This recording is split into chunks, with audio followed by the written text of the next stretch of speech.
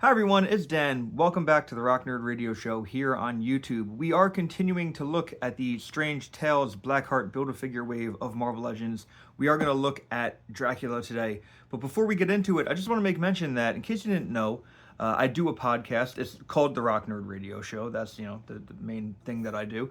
And interestingly enough, my co-host Vinny and I watched a Dracula movie this past week, and we talk about it as of this recording. It was last week. It is a Marvel and Toei produced animated Dracula movie. It's an anime from the 80s. It is called Dracula, Sovereign of the Damned. It's kind of a not so well-known movie. So after you watch this review of Dracula, the same character in that movie, you can go and check out the Rock Nerd Radio Show on all your preferred podcast platforms and listen to that episode, because I thought it was very unique and something that maybe a lot of people might not know about. So you might learn about something cool and some other stuff. So give that a listen, and let's get into the video.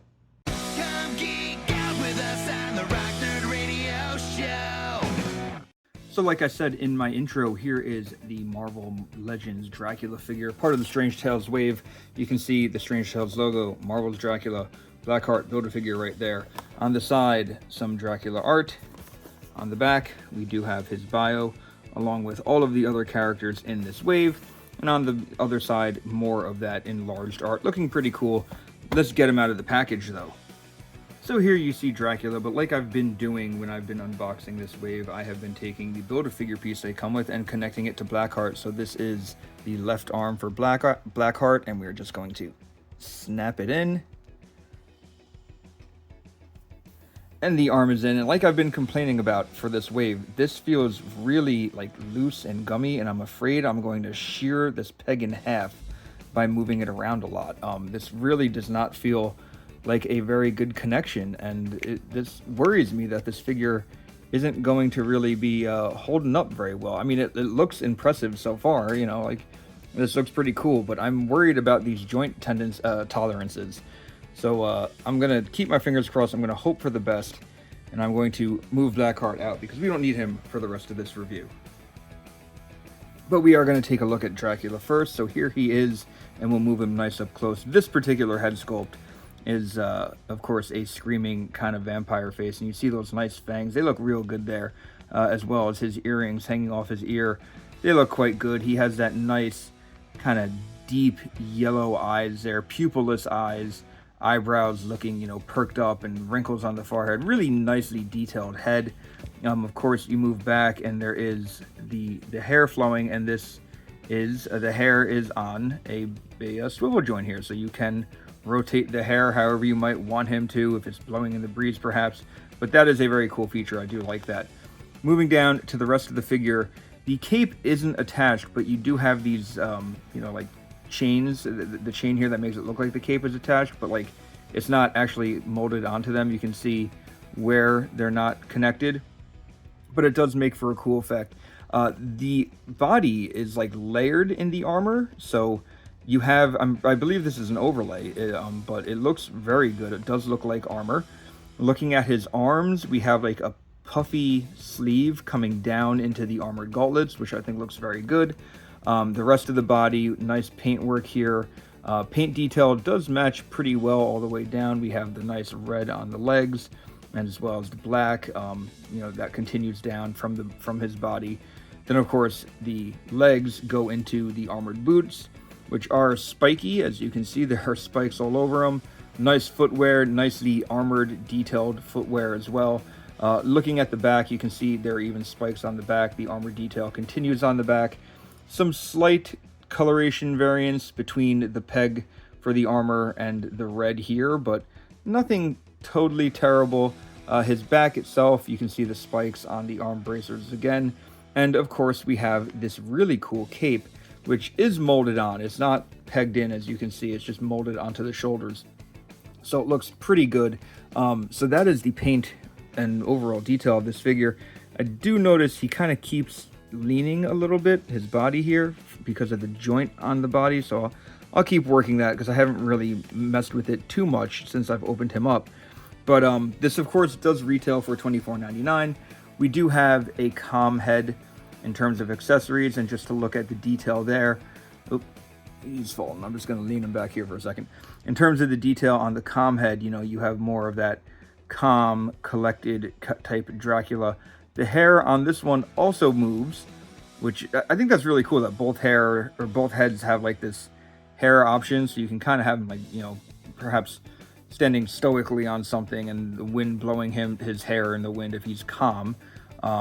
You know, I kind of, looking at the two heads, let's compare them real quick. You know, again, we do have a lot of the similar features.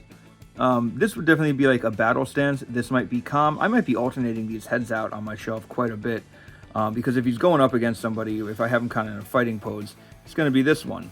But if he's just standing there, this might be the head. And just to show you what it looks like on the body, of course, as you do with any Marvel Legends, you pop the head off. And just to show you I knocked the hair off while doing it, it is just a peg into the back of the head, which I really knocked out there. So do be careful. I'm going to have to fuss with that. But, you know, you can see it is a dumbbell joint at the neck. So a dumbbell joint to the peg. And here is that calm head on the body. I think it looks pretty good. Like I was saying, you know, this is a, you know, maybe more of a thoughtful type Dracula, depending on what kind of situation you're going to have him in on your shelf. I think this looks pretty good. Let's continue with the accessories, though, because he does have a few more. Namely, this wonderful sword. I believe this is the first time we've seen this sword in Marvel Legends.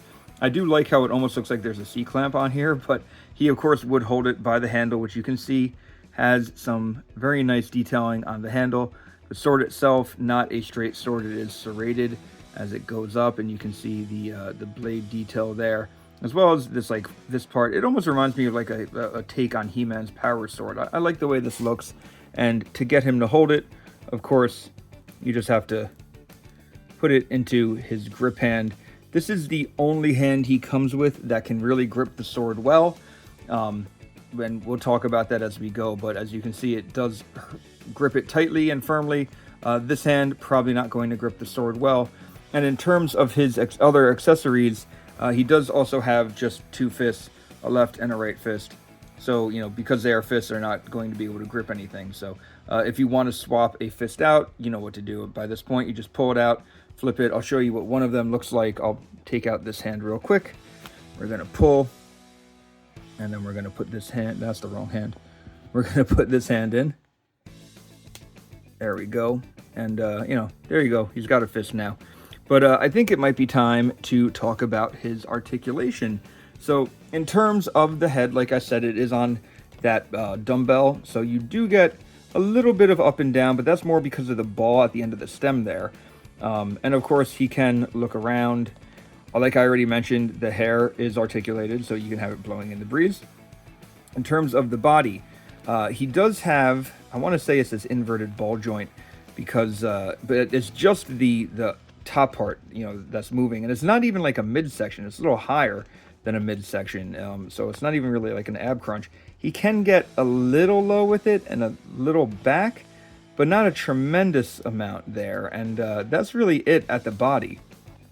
In terms of the arms can go up. The cape is definitely going to get in the way of both these arms. They're only going to be able to go about that high. In terms of going out, yeah, you can move the arms out, but again, the cape is getting in the way. So it's, you know, you're depending on how creative you get with your posing, you might be able to get more movement. But yeah, it's not the most posable thing. Both arms will rotate fully at the shoulder, and there is a single jointed elbow, but you do get some pretty deep bend with both of these. You know, really, it's more than 90 degrees. So while it is single jointed, it is, like, you can see the joint there. It's a pretty deep bend. So I think it looks pretty good. In terms of the hands, obviously they're going to spin. Both fists will go left to right. The clawed hand also goes left to right, whereas the sword hand goes up and down. So you can have him point the sword, have him fight however you might want.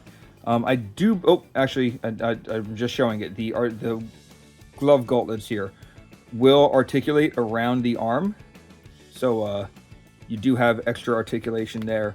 You can move the gauntlets to match however you want them to look, which I think is pretty nice. Moving down to the legs, of course, we're going to kick forward. We are going to kick sideways. And I just realized that he can do Almost a full split. Look at that. That's pretty impressive. No real back on movement on there. Rotation at the thigh, double jointed knee, and you get like a full bend there. He can kick his own butt. I don't have anything at the boot cut, but of course, actually, all right. So while there is no boot cut, we do have an interesting joint here at the foot where you can see the whole ankle will turn, and then the foot itself goes up and down and has ankle pivot because it's that front-facing pin. So you get some really nice movement on there. This is reminiscent of that Udon-looking Taskmaster figure that we got quite a number of years ago. So nice to see that he has a lot of movement at his feet. But I think now might be the best time to take a look at some figure comparisons. So because he is the Lord of the Vampires and he once turned Storm into a vampire, here he is with Bloodstorm from this wave. Here he is next to the most recent figure I took a look at, which is the Weapon of Vengeance Wolverine. Here he is with the Avengers West Coast Moon Knight, the one with all the gold accents.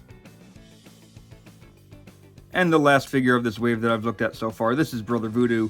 Here's how they look together, and a lot of capes in this wave, quite a lot of capes. So these are my thoughts about the new Marvel Legends Dracula. Not the first Marvel Legends Dracula figure we've ever gotten. Back in the Toy Biz days, we did get a more classic looking Dracula, but the first time we've gotten him looking like this, and I am impressed. I think so far he might be my favorite figure in this wave. I really like both head sculpts.